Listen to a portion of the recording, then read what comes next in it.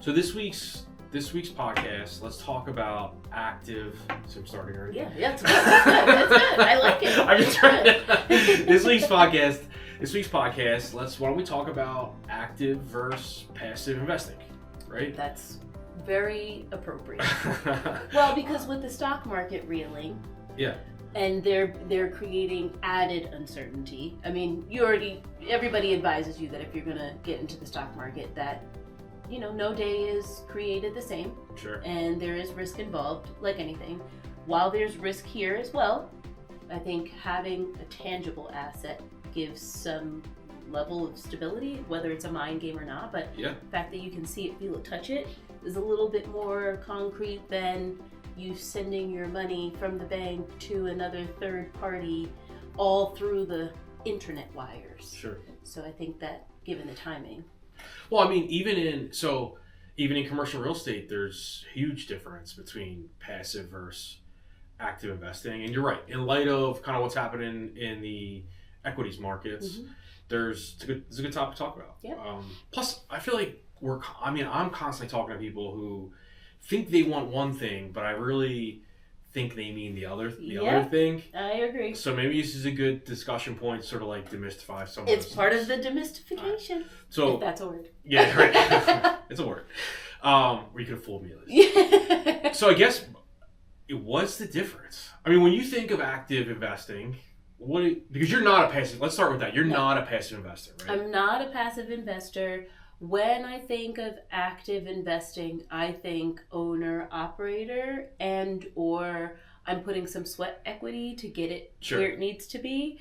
And then tangentially involved in the leasing and or sales process. I mean, your business, as a broker, advisor, consultant, is really working with active investors. That's what true. You do. That's true. I mean, you're active investing, really, is when you think about it. So then what do you think passive investing is? So passive to me is when I first got into commercial real estate business and learned that triple net equals please pay all of my expenses. Right. And I have a property management company.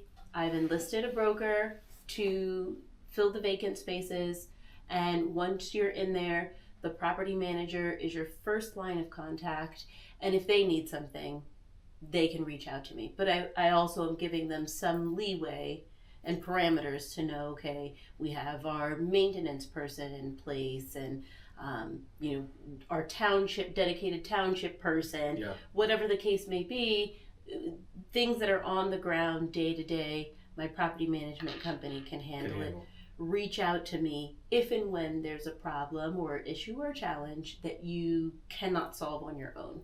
At that point, you may need to use my name or I may need to get on the phone and talk to a couple of people because I am the actual owner. Right. That's what I think of as passive. People are paying my bills. Yeah. I'm turning a profit with the rental rate. And even then, I'm using that money to pay the broker and the property management team. You're collecting what people refer to as mailbox money, right? Yes. Yeah. Yes. So I agree with you that that's my phone. That was me. I was like, I knew I should have put my phone on the table. That's right. That was fine.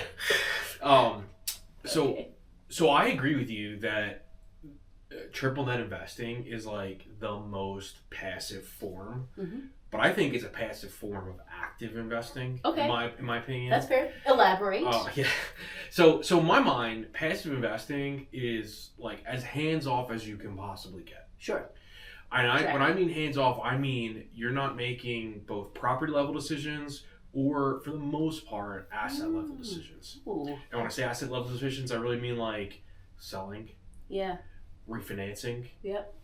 When to make significant capital infusions, when to do certain CapEx programs on a property, when to shift the business plan. Okay. How to invest in a market even.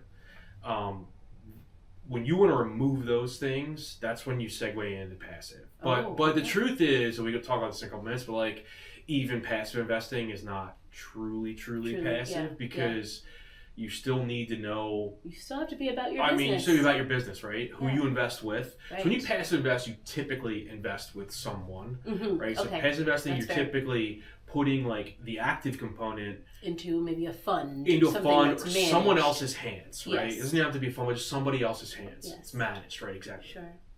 But like you as the passive investor need to make that decision as to who I'm going to invest with. Exactly. Do I like this particular asset? Is it a blind fund? Is it a specific asset syndication? Like all those factors, right? You're still like in control.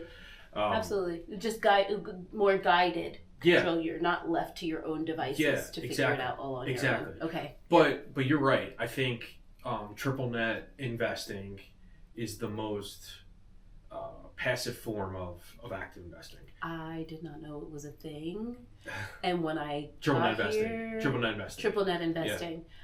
When I got into commercial and I was doing the math, because the math portion after residential became my favorite part. Well, during residential, it became my favorite part because I realized, okay, the numbers don't lie. The numbers, they tell a whole story and take the emotion out of it, which, residential is heavily emotional because it's a large decision. And on the owner-occupied side. On the owner-occupied side. So that coming into it and doing the math for a tenant for a prospective lease to try and make it work. They had a very particular budget. We weren't off by too much, so I felt like it was still doable.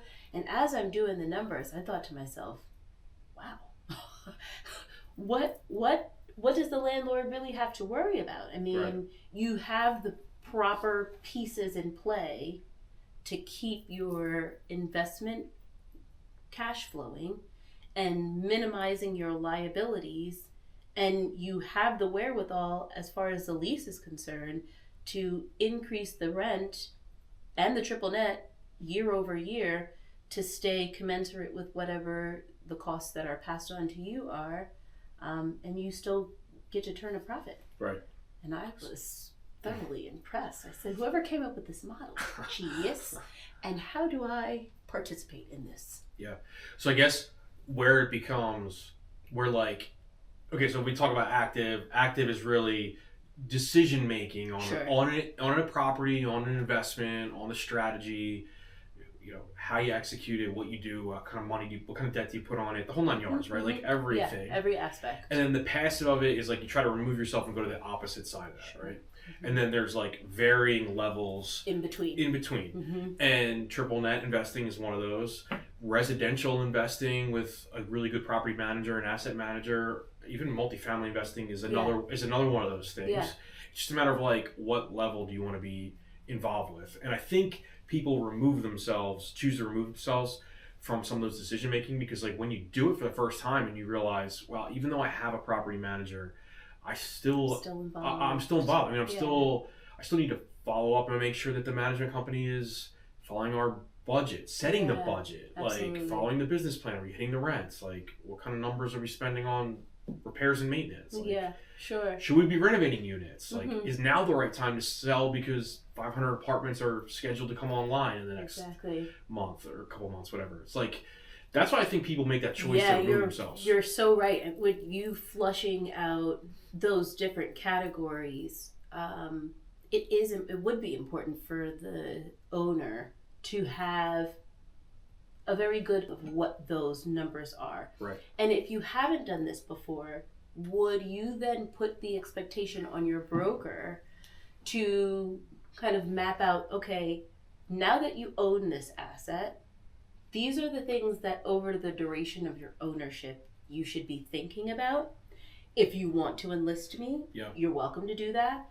But if you want to kind of amass these players to take care of these roles, that's something as an owner you would have to do. Yeah. I mean, like if you're an active investor, you're making those decisions. So the best, you got plenty of clients, maybe this resonates to you, but like the best owners that I've met that own really high quality, well executed strategies in real estate put the right people in place. 1000%. But like you're still like the captain of the ship. Yes. I mean, you're hiring the broker and you're setting the market rent with them. You're still responsible for reviewing lease structure and making sure you make the right decision, even when you hire an attorney to do Absolutely. that. And then again, that's why people shift to the passive model, just to remove Right. themselves completely from that Yeah. component of it. It seems like from just the asset classes within commercial and then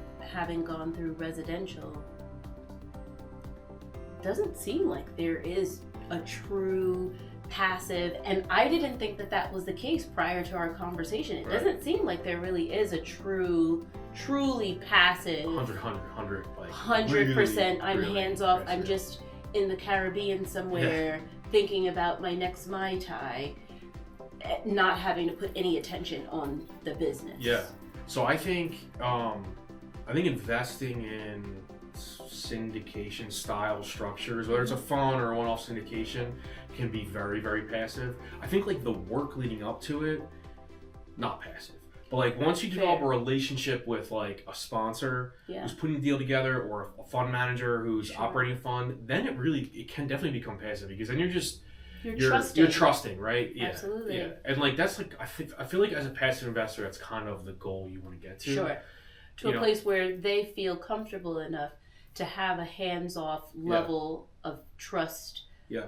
Do they still have, I anticipate the answer to this is yes, but they would still then have an opportunity to connect with the manager, for, Yeah. lack of better, more specific words, to say, hey, as I'm looking at the news, or as I'm watching markets, or as I'm seeing activity pop up, this is my thought. What do you think? Is that in line with what you're thinking? Do they still get to choose how involved they want to be, even when it gets to a very passive state? I would say generally not the involvement, Mhm. but certainly access to The the management team, Mhm. who's like making the decisions and asking questions, Okay. and certain level of being updated. Sure. I mean, when you invest passively in a deal or in a fund, there's usually there are reporting requirements, Yes. right? And that's one of the reasons why you make the decision to invest. If somebody has no reporting requirements and tells you we don't report, you're like, okay, Yeah. it's like.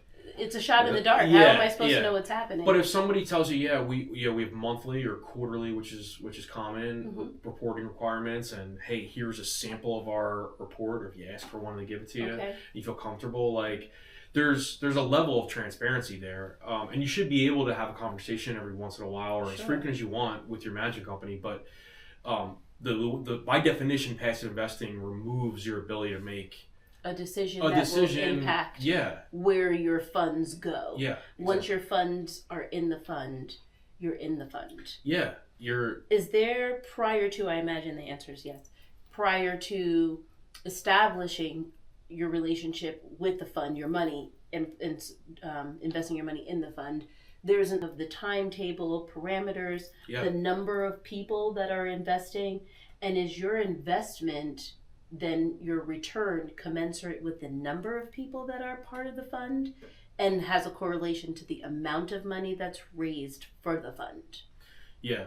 So, just to clarify, there's Mhm. there's multiple ways to invest, but when you think generally, what most people think about, they think about fund structure. So you invest with a fund manager, perhaps, Okay. that has multiple properties Sure. within this equity vehicle or debt vehicle, and then on the other side, you've got investment managers or operators, sponsors who invest in a specific deal. Hey, I've got this 200 unit apartment Okay. complex, or this shopping center, or this net leased asset, and here's the amount of money I'm raising. Here's the business plan for this specific deal. What you're investing in is me as a sponsor, but also you're investing in this deal, Mm-hmm. as opposed to a bigger business plan that is to go to acquire 50 different assets or within these parameters. So. Understood. Because, and I say that because I feel like there's differences between Sure. the two and how like the structure gets proposed. But generally, like when you make an investment, there's what's called a private placement memorandum. Okay. There's a pitch deck which outlines everything in a more of a marketing format. Okay. There's a private placement memorandum which details the business plan, the structure, all that kind of stuff. Okay. And then an operating agreement and a subscription agreement. Those are the documents that really sort of lay out the legal component of what I get paid on my money, Mhm. how The how it's called, frequency. yeah, how it's called the exact frequency, how it's called the waterfall works, how the structure is, what fees the manager is allowed to take, what decisions they're allowed to make, the general timetable, what those things lay out to be. But generally speaking, like timeline is really, there's always like a horizon, but generally speaking, that's for the most part put in your sponsor's hands. If they feel because you're like removing that component of responsibility, and you're saying, hey, I trust you, manager, to make a decision. Should we sell now? Should we sell 5 years from now? Should we sell, should we have sold? Yeah. Right? Like, yeah. So you got to feel really comfortable with that kind of stuff. Okay. Yeah. That's good to know. I feel like a lot of people don't know. Most people will default to residential investing because it's very tangible. You can go on Zillow, you can see a property for sale. Is that what you think of? Is that what you thought of maybe when you think of passive real estate investing? Because I have purchased real estate and rented it out and managed it, no. Okay, you knew that it was active, right? Yeah, for me, Do you think most people think that though? I think a lot of people potentially shy away from real estate investing because real estate investing umbrella makes your mind default to residential. They don't want to deal with tenants. They may or may not have the wherewithal to fix up the property. Acquiring a loan is probably a little bit easier because you can go to your day-to-day bank. But once you have that money, what's your plan? Are you holding on to it and leasing it, or are you going to sell it and flip it? Do you have those resources? If the bank denies you, are you going to go to a hard money lender? Right. If you haven't dealt with a hard money lender and you see these exorbitant interest rates on the money that they loan you, have you done the calculations to make sure that you can sell the property for what it's worth? And be able to pay back this hard money lender. So I think that there's so much on that side that people think about that and haven't been exposed to commercial real estate investing. They see these big business buildings that they frequent, that they eat at, that they play at. I don't think it often crosses people's mind, hey, I can own a portion of this. Yeah. Because it seems so. This must cost millions and millions of dollars. It's funny you say it because, like, in my experience, just talking with people, like, we put deals together. We've invested in limited positions on deals too, and so we talked to a lot of people about it. And in my experience, there's two parts of it. One, they're intimidated. You're intimidated by how do I do this? Absolutely. How is it even done? Sure. And the second is most people don't even know this world exists and how to get started. Exactly. Like, because really, who do you contact? Who do you reach out to? You wouldn't know. As you walk to those buildings, unless there is a space for lease, you're not seeing your Bricksmore, your Equity retail part. You're not seeing MSC. You're not seeing a billboard, Suburban City. You're not seeing somewhere that you can contact a being. Or you walk up to the building and they have the placard, the gold placard on the building, and it means nothing. Doesn't really tell you what you need. It seems like there's a veil just from perception, and then you think to yourself, well, if a residential house can cost $1 million, this is a retail center. Right. It's got to be well above my price range. So the other reason I think I know people actually invest passively, one is to remove that component of responsibility and decision, like leave it with the experts. Really is kind of what the thought process is. Yes. And that's why I thought I equated this to passive, because in my mind I'm like, there's no tenant who's calling me. There's no property manager that's going to be harassing me because I've given them authority to figure it out. Yeah. The other part of that is being able to access it. Like you mentioned, like seeing this big apartment building or big office building or shopping center, that requires a lot of equity, a lot of debt. Most people, I shouldn't say that. Some people cannot get into that because they don't have money to the side. The capital to do that. Mm-hmm. So this whole world of passive investing was set up so that it can broaden the investor pool. So you can typically invest in some of these deals on a passive side with operators and funds anywhere from I've seen as low as 35, some 25. That is so attainable. Yeah, I mean there are even things. I don't know if you've heard the word tribes before, but there are even tribes that get set up, basically pools of people who want to make investments into deals that they collaborate because they have like-minded investing goals and strategies and stuff like that, and you can invest sometimes down to $5,000, $10,000, and pool your money basically and make a minimum investment into a deal. So there are so many more people that would be apt to participate in that way, even if it's for a smaller return. As you get to different stages and levels of your life, you get to a point where, okay, your 20s, you're figuring things out. You may not necessarily be taking things so seriously, or you may be on a career trajectory where you understand this is the pinnacle, this is where I'm looking to go, and I'm going to do everything accordingly on that pathway in the interim. When you get to that stage, then okay, maybe you were broke before, but you acquire your things. You now have a place to live, you have a better car, you're living stably. And then now you are established in your career, you get to another level where you're like, okay, I have done the things that I'm supposed to do. Now, how do I take these funds that I've amassed from being established in my career and put them to work in a place where I don't really have to do too much. Yeah. There's a great possibility for me to see a potentially significant return.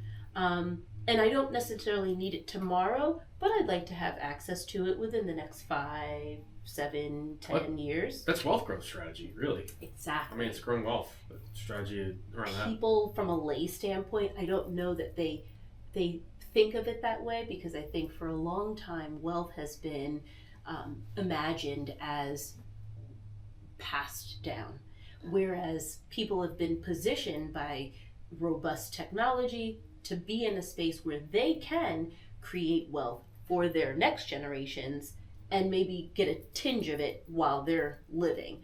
And so we're kind of repurposing what wealth looks like. It can be built, doesn't necessarily have to be passed down. Yeah. And so now that we have these newer generations that are leveraging technology, degrees, opportunities from a job perspective, the boomers are kind of phasing out.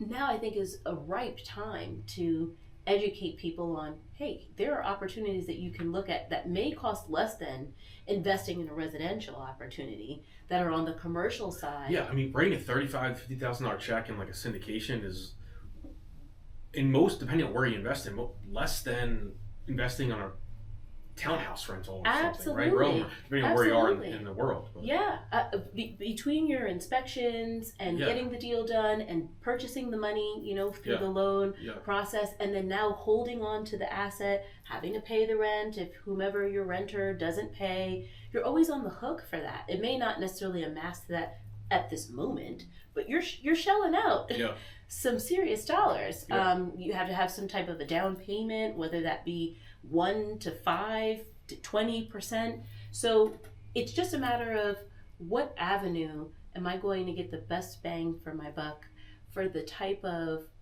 management appetite that I have. And if I have I want to know that it's over here percolating on my behalf and I'm doing what I need to do, that's great. So are you, I know you said you haven't made past investments yet, but you think you're more of like a cash flow style investor? You don't need to be one or the other, but a cash flow style investor, or are you more of a long-term appreciation style investor, or some combination in between? I think a combination, but I would be excited to see the cash flow. I probably would reinvest it or leverage it elsewhere, but I want to get to a point where it's like house money. And the house money is making money, and then this made money, I don't have much attachment to. Let's be reckless. Not reckless, but I mean, let's be fearless. Have a little more risk. Absolutely. So that I have one that is, in an established situation that is a bit more certain, and then if it does yield dividends, then I can take those dividends and put them elsewhere. I want the soldiers to work. I don't need to hold them. but I want to have access to them in a way. It doesn't have to be tomorrow, but if I can get some profit from the house money, let's be fearless with, the maid money and see what we do. Because if that maid money is gone, I don't have allegiance to it. I didn't work for it. I worked to establish this stable one. That's how I know a lot of people get upset about their 401ks, and especially lately, and rightfully so. Rightfully so. But that's how I feel like sometimes people feel about their 401k, because it's like it's scared money. Yeah, it's like not money. They're like, they're holding in their hand, because like that money, when you lose that money, there's like much more an emotional feel to it. Yeah. But yeah, I hear what you're saying. Yeah. For sure. I think the smartest people I've ever met, investing wise, have like a really well pointed strategy. Mm-hmm. Like very intentional about how they're making every single investment. Yeah. And it's pretty well rounded for the most part. Yeah. Some long term, some little short term, some mixed with cash flow, because every investment is different. I mean, you go buy a very high cash flowing deal in, I'm gonna pick a random city, nothing against Camden, but Camden, right? That cash flow is really high, but when you go to exit that, doesn't the same buyer want that same amount of cash flow, because there's really no appreciation component to it? So you might exit at the same thing you went in at, or less. I don't know, but you had the cash flow piece of it. So it just sort of depends. It's stable, and I feel like for a newer investor, that is probably what will get your investment bug going, and then you'll be a little bit more apt to start looking at what is the climate for investing. Once you get your toe in and it's like, okay, this is safe and it's going to yield, it's not a guarantee, but it's as close as you could possibly get, that whatever I put in, I'm likely to get out. If there's the potential to yield dividends, and you can be fearless with the dividend money, then now you're broadening your horizons. It's kind of like a rite of passage. When you establish that rite of passage and you're like, okay, I've arrived, I'm in this playing field now, and then you become, I'm a bona fide investor. Right. And your title then changes, your mindset changes, and now you're looking at what other investments can I partner with to generate me some money. This is a bit riskier. That's okay. I have this nest egg. Fits in your bucket. Exactly. In the portfolio allocation. Absolutely. My scared money is being pampered.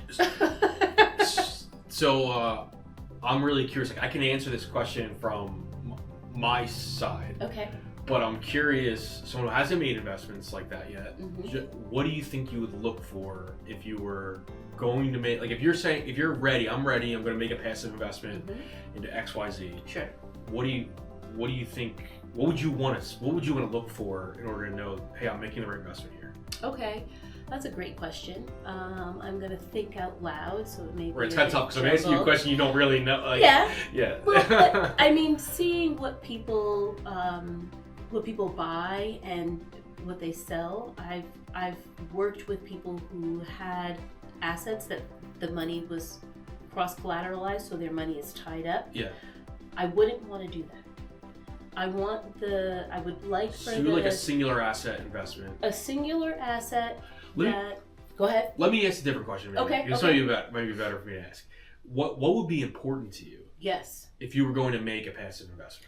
I would want to understand what my competition is, if there is any. You're investing in a deal, you want to know what competition what's competitive to that existing deal. It's a shopping center, what other shopping centers are nearby. Understood. Exactly. Okay. So what the market's like. What the market is like, and if there's anything spectacular or different about this particular investment as opposed to those that are surrounding, so that the business plan maybe, right? Right, so that I could kind of hang my hat on, okay, there are other businesses that are competing or vying for the same customer. This is where we do best. So that I just have a general. I would also look at the amount that I would be called to invest in to acquire the asset or participate in the fund, what it stands to yield, the frequency with which it yields, And how long am I in this deal, period? And over the course of that time, does it yield any dividends? Or am I looking to establish some larger lump sum Sure. at the end? And if that's at the end, how long am I in for? Okay. Because I'm now looking at, what is my next investment going to be? Now I want something that's going to cash flow. So if this doesn't cash flow immediately and it stands to yield me a 2 times multiple or whatever. exactly, Yeah. then I know, okay, in 7 years or what, I'm just picking that number. At that time, I'm due this amount, provided everything goes well. And then at that point, I can take that money, take my starter fund out, reinvest that into something stable. Yeah, sure. Take the profits earned on that initial investment amount, and then diversify them. So what I'm hearing is you would really want to think about the returns, the timeline, the horizon, the structure, the distributions, because you would be, as a new investor, concerned with, one, what does it do today, but how it fits into this bigger picture of what I'm trying to achieve. Absolutely. Yeah, and that's smart. And what is the longevity cycle for whatever product is being invested in? Does it stand the test of time, or are we likely to pivot? Are there other outside factors and components that may have a bearing on the success of whatever product? Right. Just trade laws, tariffs, just economic changes, exactly, legal people's changes, people's behaviors, right? Yeah. And also demographic. Are we catering to the people right in our immediate vicinity, or do we have reach? So what's really interesting about your answer? It was very good and insightful answer. But what was really interesting about it was I felt like your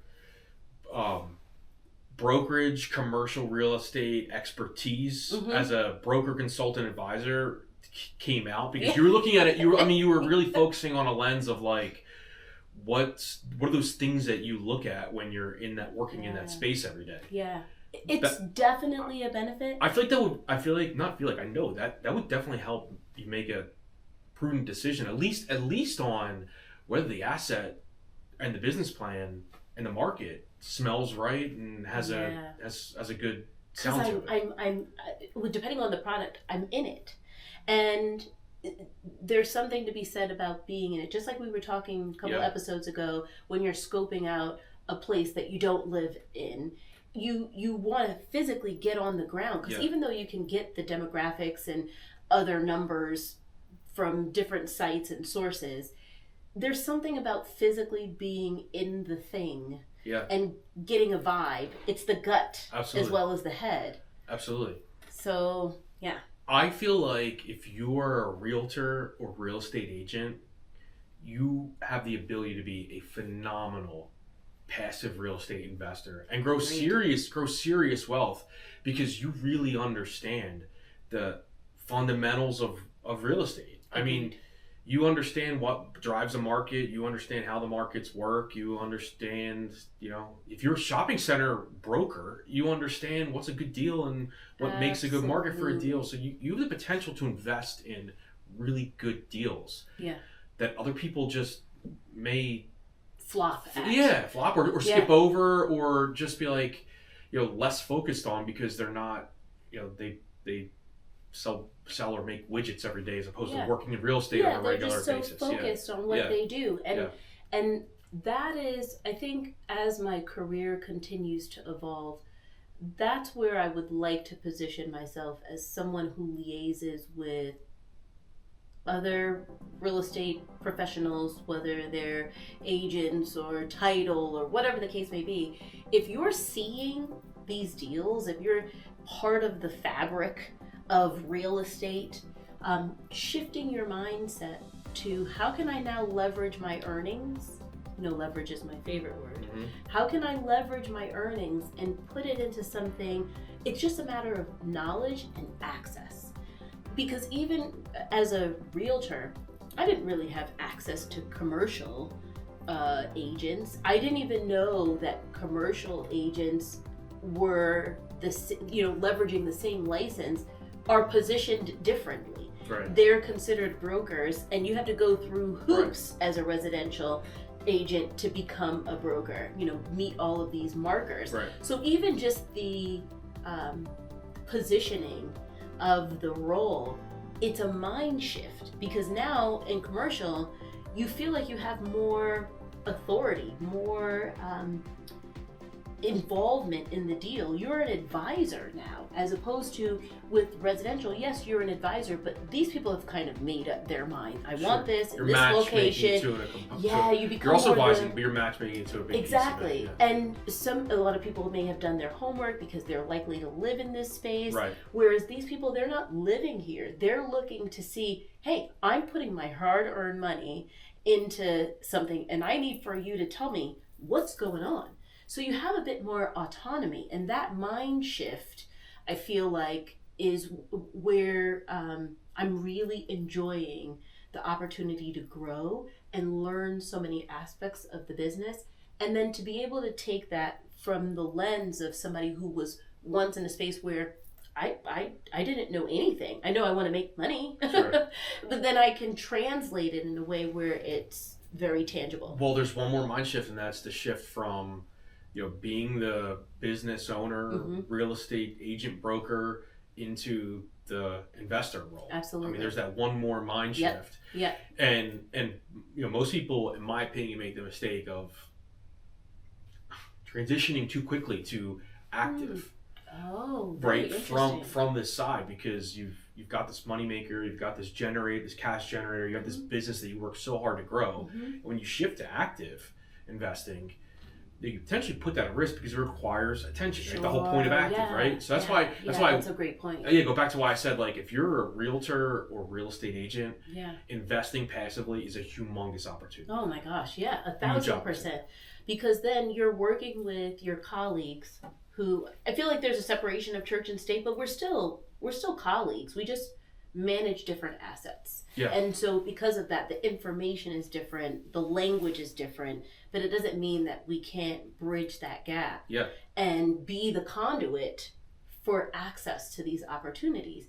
I think it's just it's access. People just don't know. That's right. So I guess to round it out, how do you get started? Sure. How do you get access is really the key.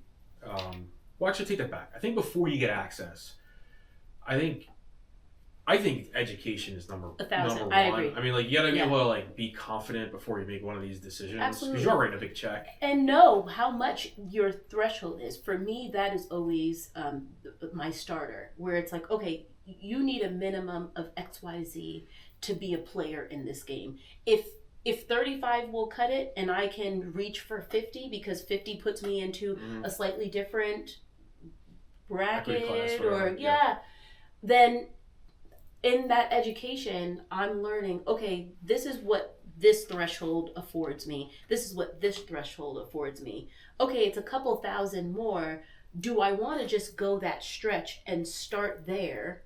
And where does that put me in my day-to-day finances? Which one is more attainable? Do I just want to get in and then ride the wave from there? Or do I want to get in at a very specific point where my goal is to be able to turn XYZ profit to achieve this next level step? I think the education is, it's everything. So you're really saying two parts of education. One is just educating yourself on investment lingo and what to look for in deals and how to underwrite and ask the right questions of sponsors or fund managers. And then the other part of it is, I guess, is what I think you're saying, educating yourself on what your strategy, what your goal is in terms of portfolio and long-term wealth building. Once you have the education on the what is investing and what is the opportunity, and what each threshold that's associated with the opportunity. You have a broader perspective of who, what, where, when, how. And then you can identify, okay, this is how I need to position myself to access this. And then it like seamlessly pivots to, if this is what I need, then this becomes my strategy, because maybe this is what I have. And do I want to get in, or what is the the possibility of me getting another 10, 15,000 in the next year? What is my timetable? Do I want to start investing right away? And now, speaking to you on this topic, it becomes more apparent that you should probably start with the passive as opposed to the active, because get in the thing by being passive, having an experienced person that you can ask questions of, getting a better lay of the land. Because when you're educating yourself kind of in the corner, as I call it, you don't know what your blind spots are. Right. You're just very focused on, I'm learning this thing that's new to me. When you're experienced, you have a broader perspective. You can pull from people that you've worked with, circumstances and experiences that may resonate with this prospective investor. And they may say, oh, wow, I didn't think about that. Right. That's where the trust then begins to be built. And I think then it will also give the manager a better insight into who you are, what you're looking to do, and learn what your risk aversion is, and then start to be able to clue you into other opportunities That's that right. come across their desk. Yeah. So education, both like product type, investment strategies, the whole 9 yards. Education on where you want to be in 3, 5, 10 plus years, and maybe just basically reverse engineering how you get there based on your current business and your investment philosophy. Yeah. And then I think that last part probably is access to deals. Yes. So I think what was helpful for me starting out was just looking at deals. And I feel like if you're an investor making an active investment, also same deal. Like just look at deals. Interesting. Look at deals. Find sponsors online. Talk to other people. Join communities, investment communities. Ask around who's doing deals, who's investing with certain sponsors that they're happy with, and then just start looking at stuff. Because the more you look, the more you look, and the more people you talk to. Real things, real deals that are happening, so you can evaluate in real time. Yeah, definitely. That makes sense. Yeah, definitely. Yeah, because then you're kind of, it's almost like getting off the highway and entering into the town. Yeah. You're starting to now drill down into what's actually look happening. At what's happening. It'll help tell you where the market's at and get you comfortable. I think that's great advice. I agree. Even as a residential agent, oftentimes I would be representing the seller, which I loved because I felt like it was getting me closer to asset management, which I feel like I always had a affinity for, but didn't really know the words to put to it. But I would always learn about the area. How long has this person had it? Look at any pictures that were there to kind of evaluate, what is this product that I now kind of have in my hands? Right. And what would be the best way to move it? What would make people notice it? What would make it appealing? So I feel like when you start to get into see what's happening, it'll automatically trigger your mind to start asking questions that you then want to know the answers to, and that kind of guides your research. Yeah, absolutely. So I think there's a lot of opportunity in commercial real estate and residential real estate, but there's a lot of commercial real estate investment opportunities on the active side, on the passive side. It's a matter of sort of what works with your lifestyle preferences, your business goals, your day to day. Yeah, very much so. And then educating yourself and surrounding yourself by the right people who can help guide you through the process. Agreed. Yeah. I think that's a great way to sum it up. Yeah, cool.